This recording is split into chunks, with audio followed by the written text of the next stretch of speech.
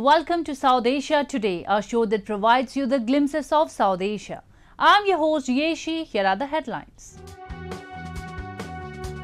India sends essential goods to Sri Lanka amid deteriorating situation. Organic farming afforestation efforts improve river Ganga health in India's Uttarakhand. And Kirat community of Nepal celebrates New Year with Sakela dance.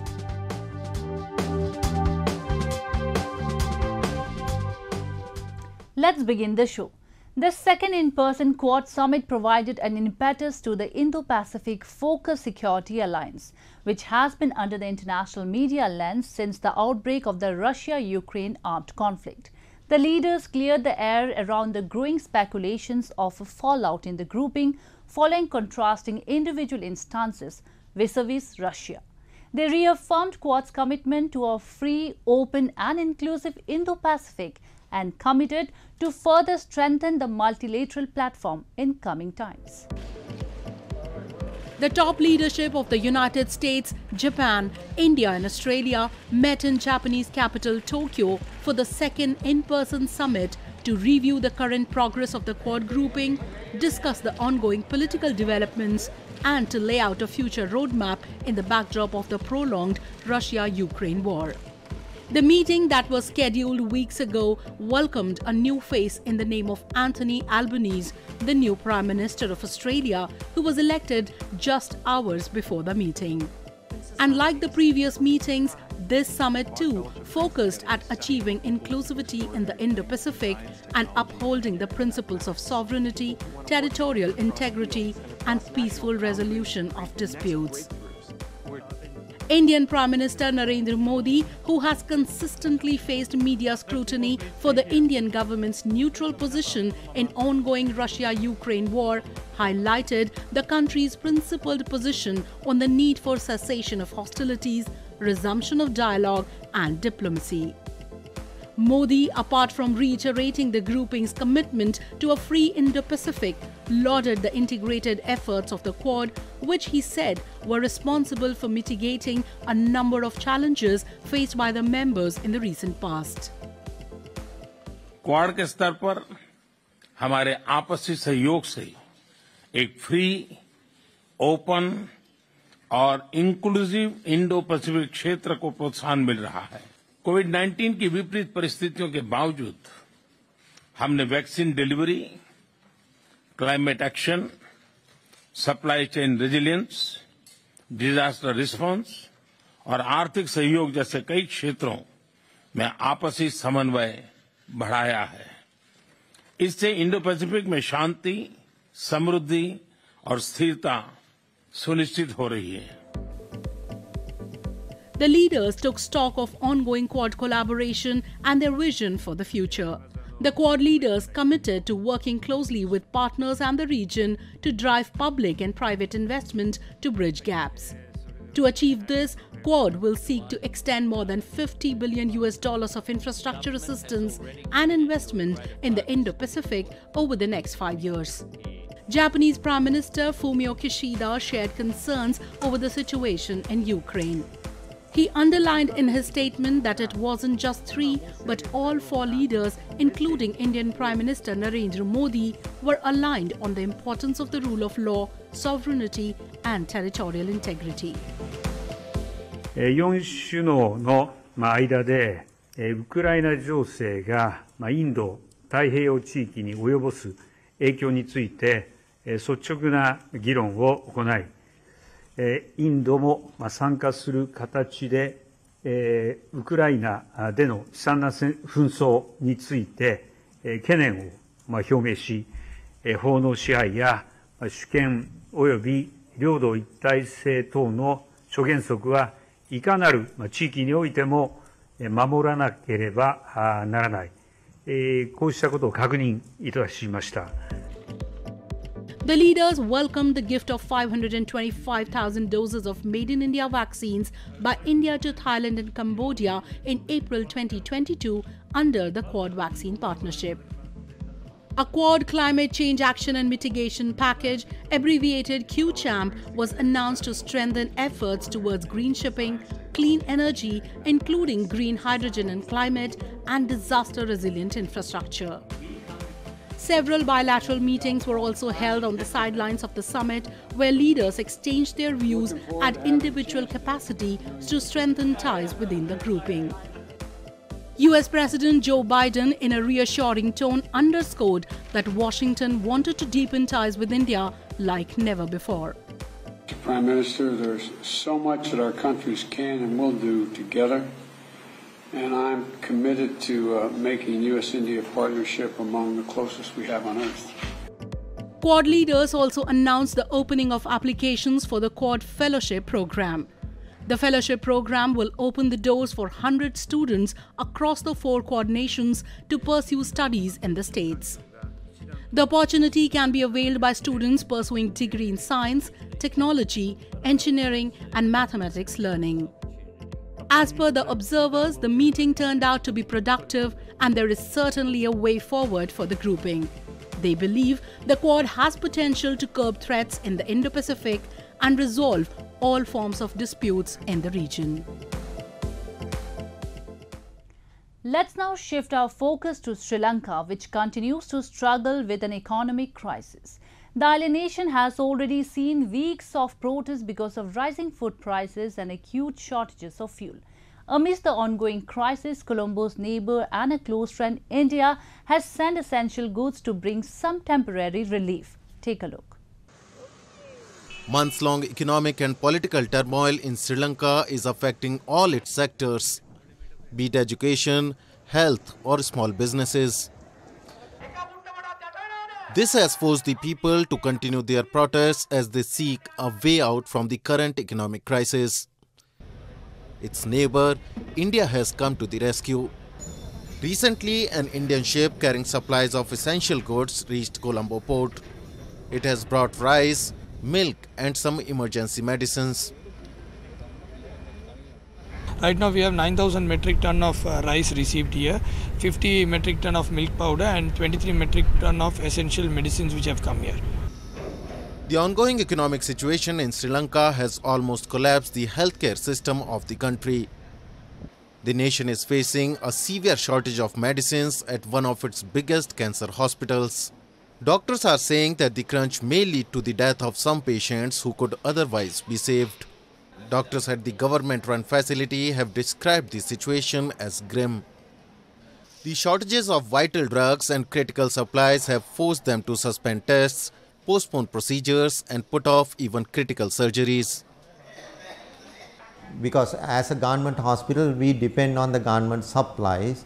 So sometimes even in the morning we plan for major surgeries which we may not be able to do it on that particular day as it is not there. So it will it's very bad for the cancer patient because the cancer will grow and has a bad effects on the patient outcome. Since January 2022, when the economic crisis began, India has extended almost $3 billion to Sri Lanka. Indian currency swaps, credit lines for essentials and loan deferments have kept Sri Lanka afloat. India has also assured Sri Lanka that it will supply 65,000 metric tons of urea, as it is difficult for Sri Lanka to purchase fertilizer at market rates. Meanwhile, the talks with the International Monetary Fund have turned out fruitful, as the international body has assured substantial assistance to Sri Lanka.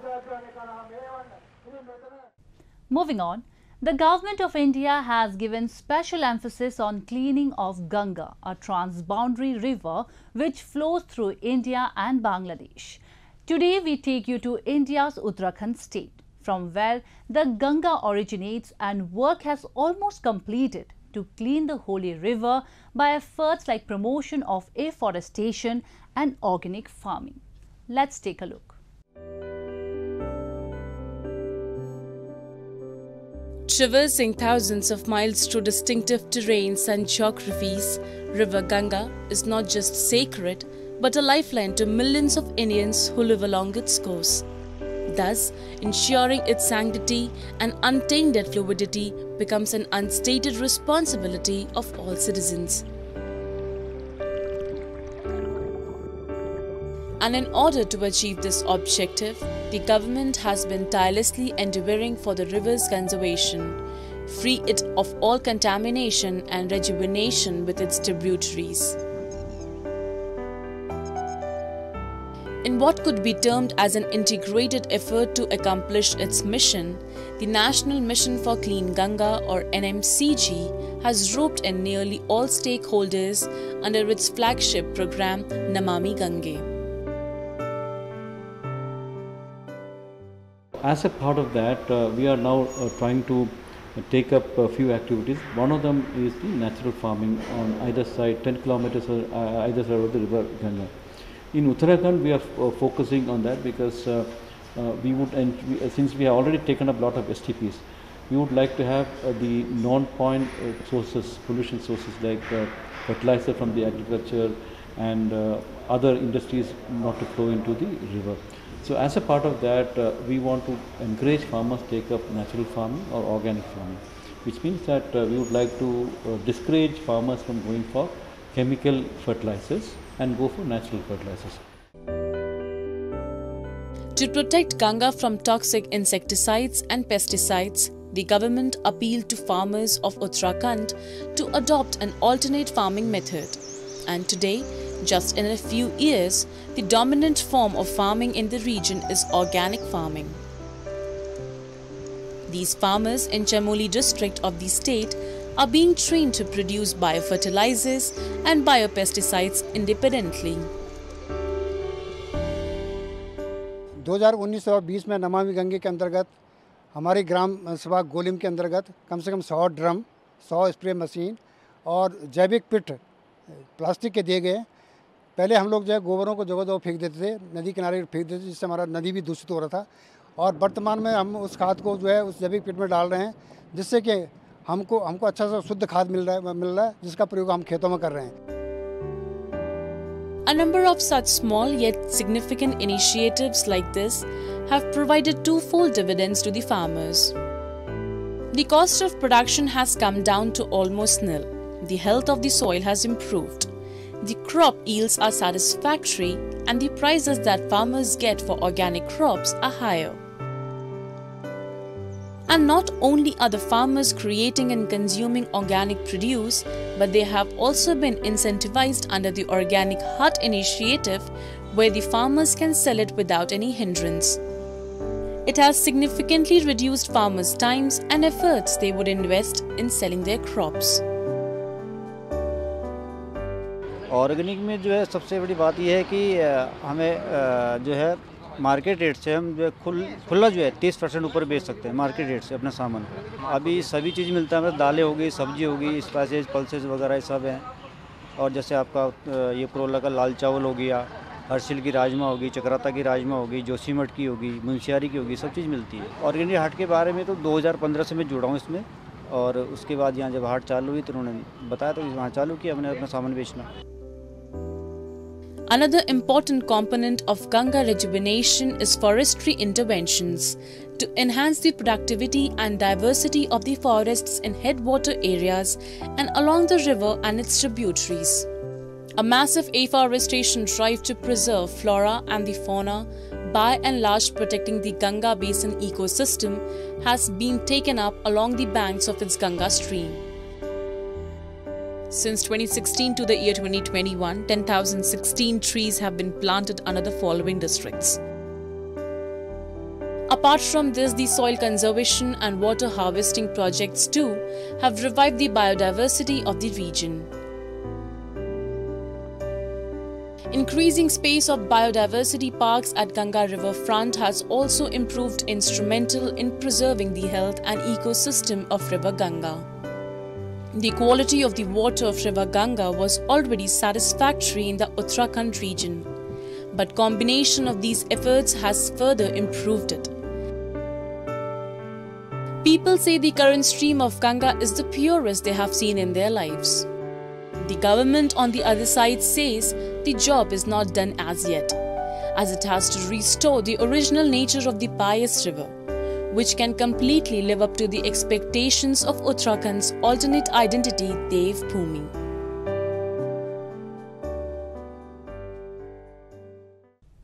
Now we take a look at some happenings in Asia in a segment called Asia Watch. Student unions in Nepal have taken to the streets to protest against the recent hike in the price of petroleum products and demanded the withdrawal of the hike.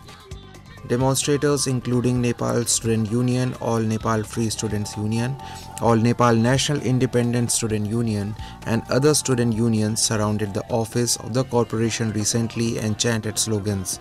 The Nepal Oil Corporation increased the prices of petrol, diesel, kerosene and aviation fuel by Nepali rupee 10 per litre.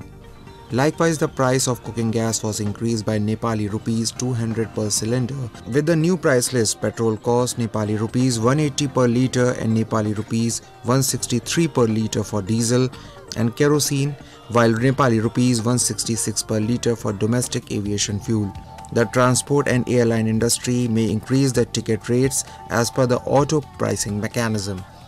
Since this month, the government has allowed transport operators to revise fares if the fuel price fluctuates by Nepali rupees 5 per litre. North Korea's soybean factory continued to produce products under the state's emergency anti-epidemic policies amid COVID outbreak, state media reported. In footage provided by the North official agency KCNA, which Reuters cannot independently verify, factory employees and researchers were seen wearing face masks and working at the Pyongyang condiments factory, which produces soybean-based products. North Korea said on May 24 it was witnessing a stable downward trend in its first confined COVID outbreak, reporting less than 200,000 new patients with fever symptoms for the third consecutive day.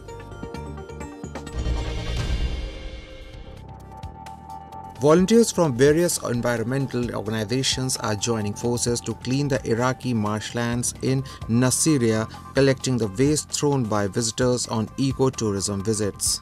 Their initiative comes as part of a month-long campaign initiated and supported by the French Embassy in Iraq with the aim of protecting the marshes. Omar Al-Sheikli, technical director of Iraqi Green Climate and one of the participating volunteers, said plastic waste further burdens the area amid a shortage of water and sandstorms that Iraq is generally suffering from. Iraq is the fifth most vulnerable country in the world to climate crisis according to the United Nations. Drought and extreme temperatures are drying up farmlands and making large part of Iraq barely habitable during the summer months. The country posted record temperature of at least 52 degrees Celsius in recent years. Gundam plastic car models are popular around the world. Their resemblance to real automobiles are commendable. A hobby show was held recently in Shizuoka Prefecture where these models were at display for the general public. Due to the pandemic, after 3 years, a large gathering attended the event. In 60th edition of the event, around 80 companies and 2 organizations exhibited their products. The Shizuoka Model Association is a group formed by Shizuoka-based manufacturers such as Tamiya Incorporated and more. They have worked hard to make Shizuoka city famous as model capital of Japan. When hobby shows began in 1959, Japanese plastic models did not compete to American products. Now, however, Japanese manufacturers produce most new products and their products are one of the best in the world with good performance, low cost and strong sales. In particular, Tamiya Incorporated has been developing various products, plastic models, radio control models and mini 4WD series. So it has been a forerunner among Japanese hobby manufacturers. Products have good performance and Tamiya also makes strong efforts to after-sales service. Tamiya, a firm based in the regional city of Shizuoka in Japan, aims to increase its presence and hold in the global market.